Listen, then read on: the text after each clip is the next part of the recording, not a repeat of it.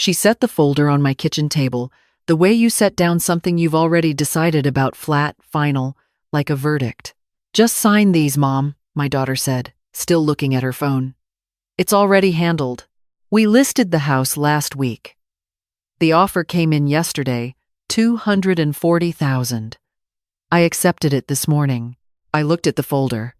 Then I looked at her. Claire was 43 years old, wearing a blazer she'd bought with the credit card I'd co-signed for her 11 years ago and never asked back. She had my mother's cheekbones and her father's certainty that the world would rearrange itself to suit her. "You listed my house," I said. "You were in the hospital for 6 weeks, Mom." Someone had to make decisions. I was having a hip replaced, not declared incompetent. She finally put the phone down. Her voice softened in that way it always did when she wanted something like oil spreading across warm water. "You can't manage a house this size alone anymore. You know that. The yard is a mess. The pipes need work. And honestly," she glanced around the kitchen with that particular expression she'd perfected. "Part concern, part disdain. You deserve something easier. A nice apartment. I already found one. Ground floor, 2 bedrooms, 10 minutes from us." I folded my hands on the table, the same hands that had once written 40 years of lesson plans, held her father's hand through 2 rounds of chemotherapy, signed every document that the joints ached in the October cold. But they were steady. "Who has the listing agreement?" I asked. "Halverson Realty." "Tom Halverson, you've met him. He was at Claire's wedding." She pushed the folder closer to me. "I just need your signature on the transfer documents. The buyers want to close by the 15th. I didn't open the folder. I didn't touch it. "Claire," I said, very calmly, "I haven't owned this house for 2 years." The silence that followed was a different kind than any we'd had before. Not awkward, not sad, just still. The way a room goes still right before the power comes back on. She blinked.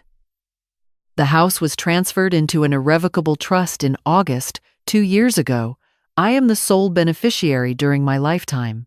After I go, it passes to your nephew, Ryan." I paused. "Tom Halverson cannot list a property I don't legally own. Whatever contract he signed with you is worthless." She stared at me.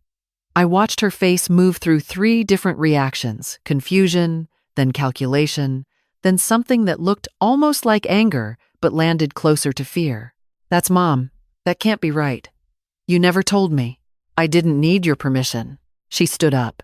The chair scraped back too hard against the tile floor, same sound it had made the night she was 16, and I told her she wasn't going to the concert until her biology grade came up. "Some things echo through the years." "Who put you up to this?" she said. "No one puts me up to anything," I replied. "I've been making my own arrangements since before you were born." She picked up her phone again. Not to call anyone, just to have something to hold. I recognized the habit. She'd done it her whole life when she didn't know what else to do with her hands. "I was trying to help you," she said, quieter now. "I know," I said. "That's the part that took me a long time to understand. You believed it too." She left 20 minutes later without the folder, without a signature, without the house. I locked the front door, walked to the window, and watched her car pull out of the driveway. My hip throbbed from standing too long.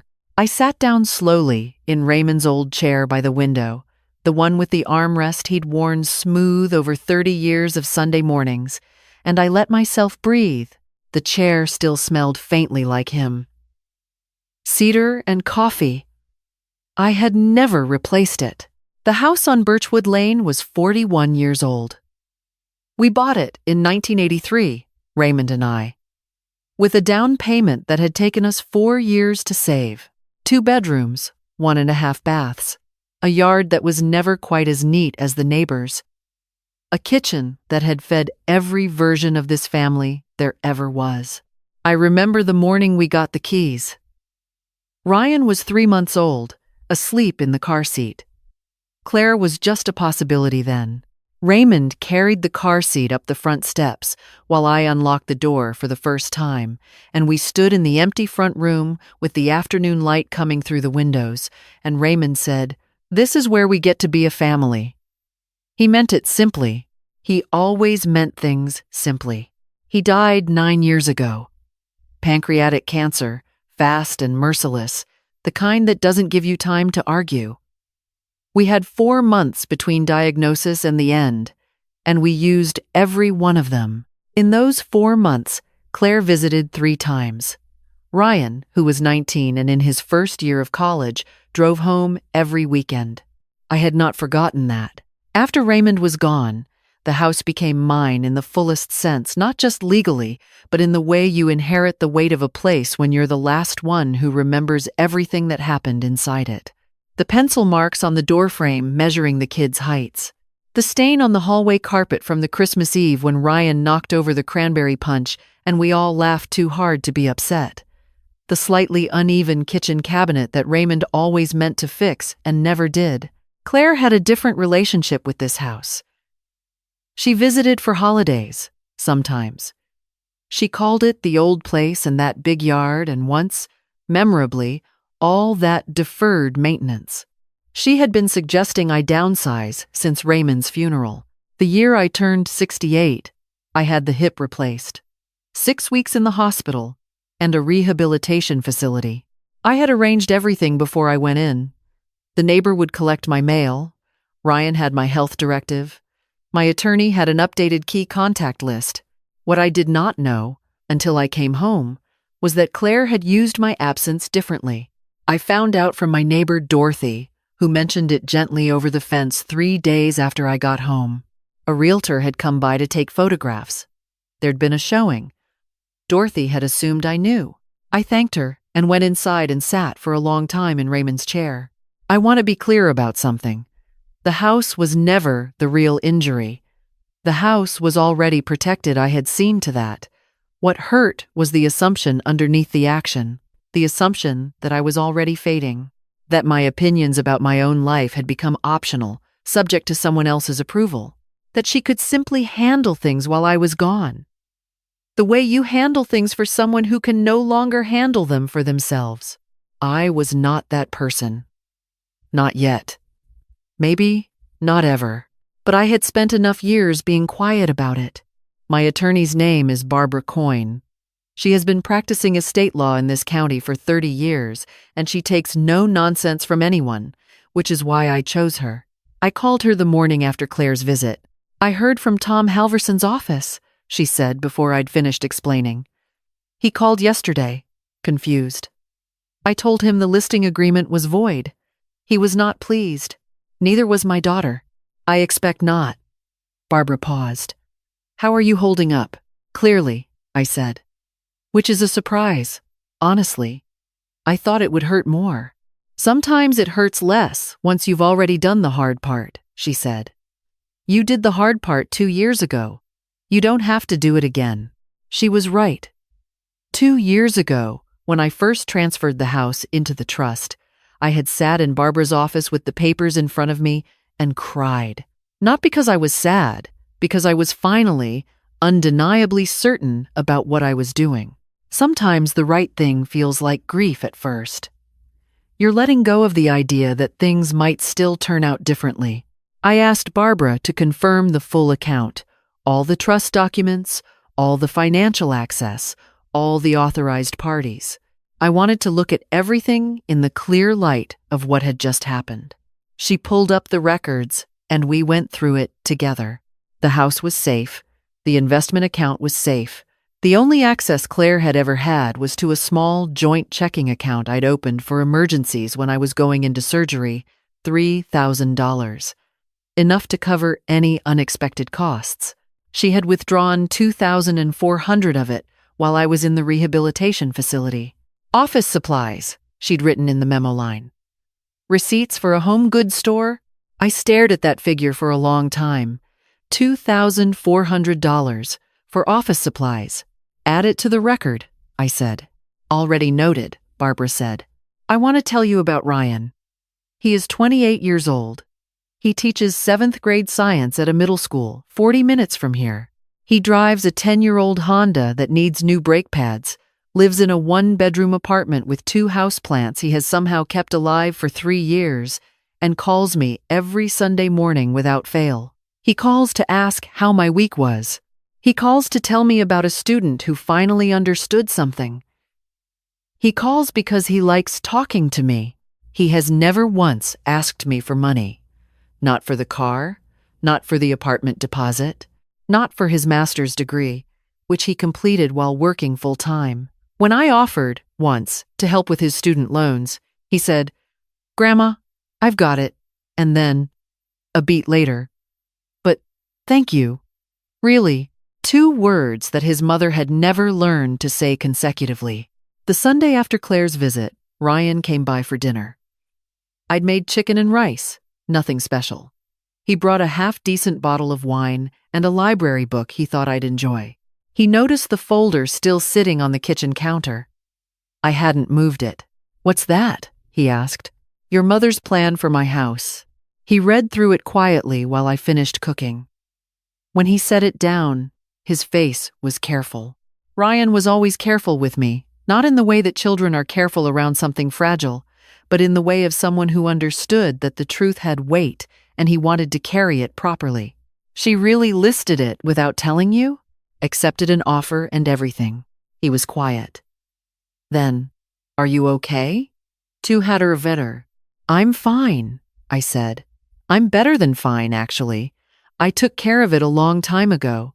I told him about the trust, about Barbara, about what I had done 2 years before the surgery, when I'd started to understand where things were heading. He listened the way he always listened, without interruption, without looking at his phone, without preparing his response while I was still talking.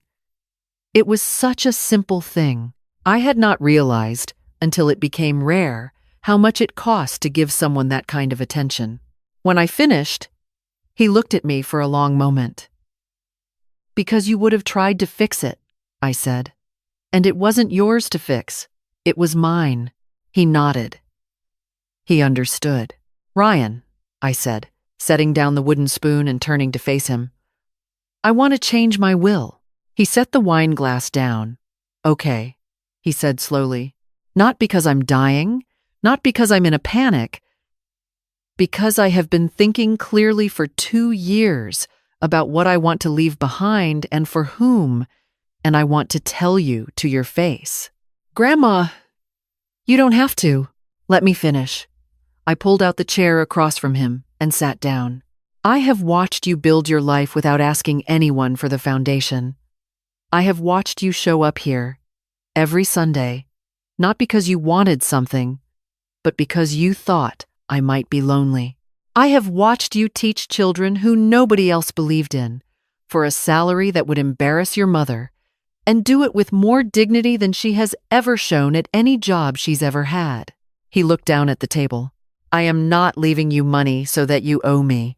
I am leaving it to you because you are proof that I did not fail entirely."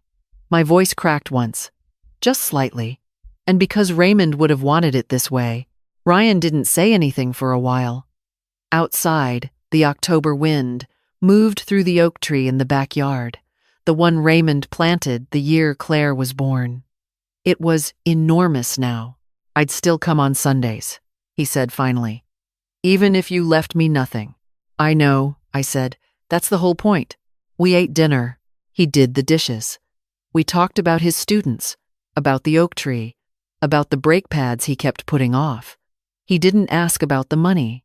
He didn't ask what it would mean for Claire. He just sat with me until it was late and the wine was gone.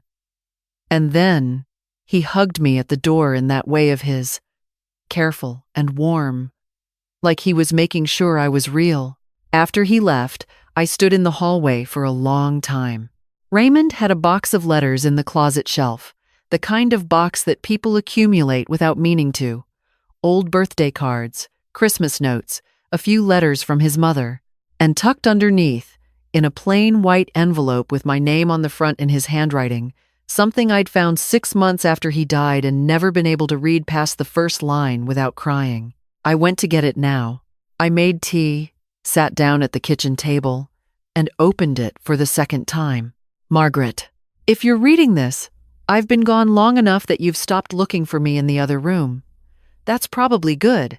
That means you've started looking forward instead. I want to tell you something I was always too stubborn to say out loud. You are the most capable person I have ever known. Not because you never fell apart, you did, plenty, but because you always got back up before you let anyone see you down. That kind of strength is invisible to people who want to see you as less than you are. People will take advantage of that. They already have. I know you see it better than I do, even if you pretend otherwise.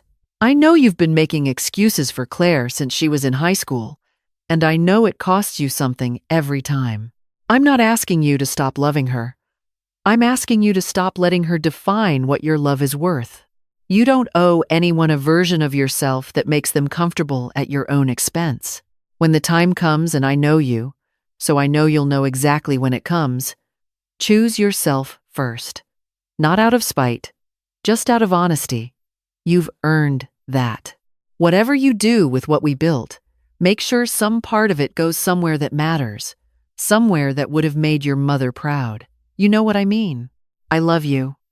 I loved every version of you, even the stubborn ones, especially those. Raymond.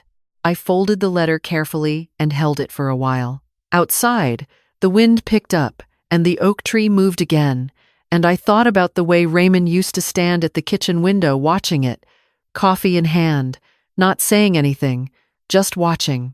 He always knew what mattered. The next week, I called Barbara again and added 2 things to the documents. The first was a charitable clause. There was a reading program at the elementary school 3 blocks away, the same school Claire had attended, the same one where I had spent 10 years volunteering before my hip got bad. They'd lost their funding the year before. New books were being held up somewhere in a county budget process that showed no signs of resolving. I directed that 20% of the liquid estate upon my death be contributed to the program in Raymond's name.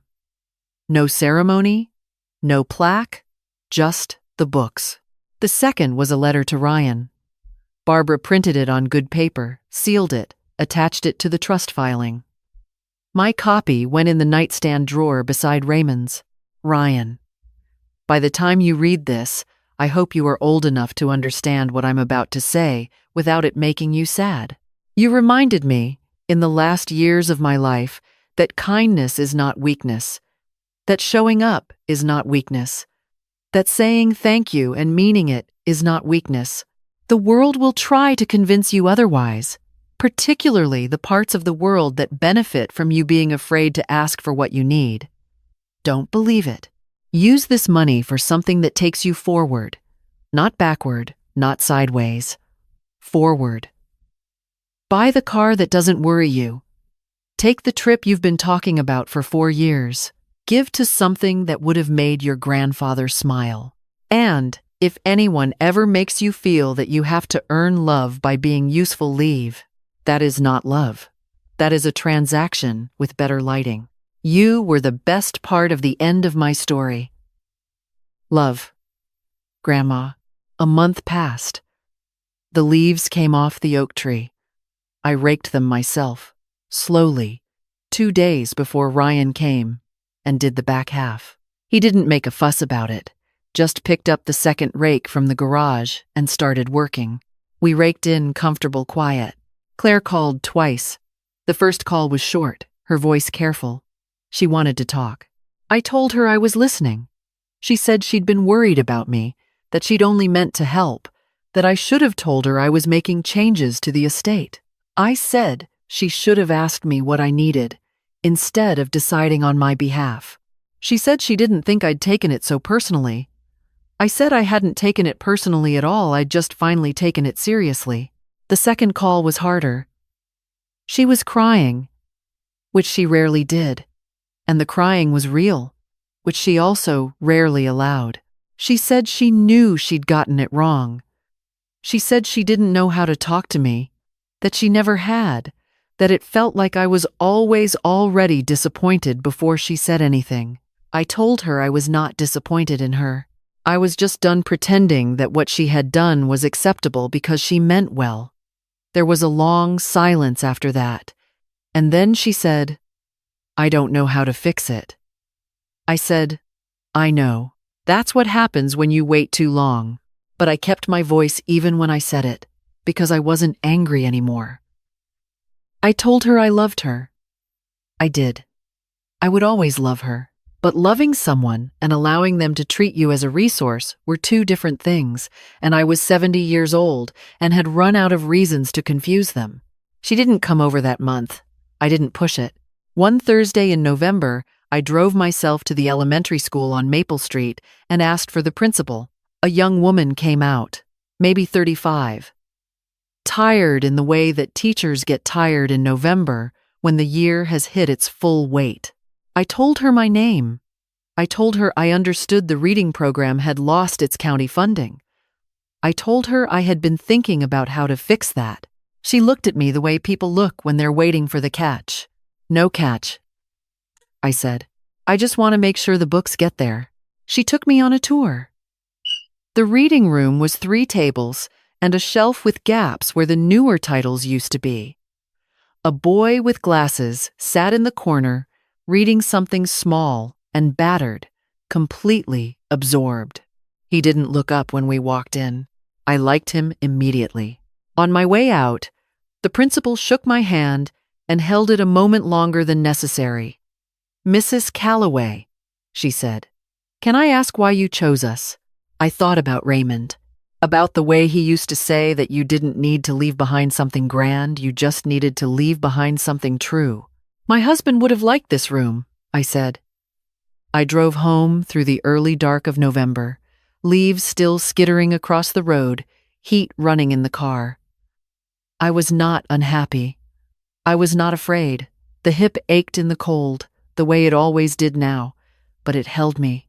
Barbara called the following Friday. "Everything's finalized," she said. "Trust will revision, the charitable directive. All notarized and filed." "Good," I said. And I wanted to mention Halverson's office did reach out again. Apparently, Claire was asking if there was any legal avenue. "There isn't." "There isn't," Barbara confirmed. I told them as much. After I hung up, I sat in Raymond's chair and looked around the living room. 41 years of a life, held in these walls. The pencil marks on the doorframe, the bookshelves Raymond had built himself, slightly uneven, full of the books I'd been meaning to reread for 30 years. The photograph on the mantel from our 25th anniversary, the two of us at the lake, sunburned and laughing at something neither of us could remember anymore. Nobody was coming to take this from me. I had stopped waiting for permission a long time ago. I just hadn't known it until now. The Sunday before Thanksgiving, Ryan arrived with groceries and his crooked smile and a story about a student who had finally, after 3 months of trying, successfully explained the water cycle to the class without looking at her notes once. He was genuinely delighted about this. He sat at the kitchen table while I made coffee and described the whole thing with the enthusiasm of someone who had never stopped believing that small victories counted. I listened to every word. When the coffee was ready and we were sitting across from each other, he looked at me for a moment in that careful way he had. "Are you doing okay?" "Really?" "Better than okay," I said. He believed me, because it was true. Later, after dinner, I went to the filing cabinet in the hall closet and took out the folder I'd kept for 30 years, the one with the house insurance, the deed, the original mortgage papers long since marked paid. Underneath it, a thinner folder I'd started the year Raymond died. I had labeled it simply, "What I gave." It was not as thick as it should have been. I had not given carelessly. I had given carefully and repeatedly, out of love that was real, to a person who had learned to expect it rather than receive it. That was the whole tragedy, quietly assembled over decades. Not malice, just expectation, growing in the absence of gratitude. I left the folder in the cabinet. I did not need to read it again. I knew what it said, and I knew what it cost me, and I was done adding to it. I was not angry. I was not bitter. I was simply finished. There is a particular kind of peace that comes when you stop explaining yourself. Not the peace of giving up, but the peace of understanding, finally and completely, that some things are not yours to fix. You cannot reach inside another person and rearrange their ability to see you. You can only decide what you are willing to accept and then hold to it. I had spent a long time being invisible in plain sight, present, useful, giving, and somehow simultaneously unseen. I had let that happen, not once, with a single clear decision, but gradually, the way bad weather moves in, too slowly to name until it's already cold. I was done with that too. The oak tree in the backyard was bare now. From the kitchen window, I could see its branches against the November sky. Clean and exact. Raymond had planted it as a sapling the year Claire was born, 6 inches tall and uncertain. Now it was taller than the house. It would outlast me by a century, maybe more. It would hold its place in this yard long after anyone still living remembered who planted it or why. I thought that was just exactly right. If you have been reading this and something in it sounds familiar, the long arithmetic of giving to someone who stopped counting, the way you can love a person and still need to protect yourself from them, the moment you finally understood that your silence was not kindness but surrender, then I want you to hear this. It is not too late to stop. Not to stop loving. Not to stop caring. Just to stop disappearing. You were here first. You built something. You remember things no one else remembers. You carried weight that no one else knows you carried, and you did it without applause. And that was not weakness. That was who you were. But who you are now gets to be different. Say no. Change the document. Make the call. Write the letter. Sit in the chair that belongs to you, and let the house hold you the way it was always supposed to. You don't need permission. You never did. If this story found you at the right time, share it. Someone you know might need to be reminded that it is never too late to choose yourself and mean it.